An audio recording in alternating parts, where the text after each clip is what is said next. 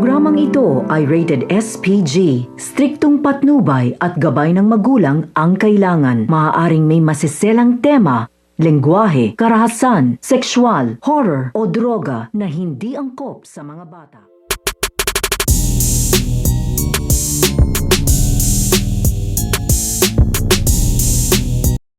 Ang pagtawag nito nga ni Lily dito nga kay Armando upang imbitahan na nga sila na magtungo o magpunta dito nga daw sa palasyo upang mapag-usapan nga daw nila dito ang kanilang nabubuong alyansa at ang kanyang ibibigay na pwesto dito nga kay Armando. Kaya ito nga si Armando nang pagkatapos nga na makipag-usap dito nga kay First Lady na ito nga si Lily ay agad-agad nga itong sasabihin dito nga sa kanyang asawa na ito nga si Lolita ang tungkol nga sa napag-usapan nga nila. Kaya nga ito nga si Lolita ay excited nga itong makatungtong dito nga sa palasyo dahil sa wakas nga daw ay matutupad na nga daw dito ang kanilang matagal na pangarap na magkaroon nga daw sila ng kapangyarihan at pwesto dito nga daw sa gobyerno. At dito na nga daw mag-uumpisa ang lahat ng mga pinapangarap nga daw nila.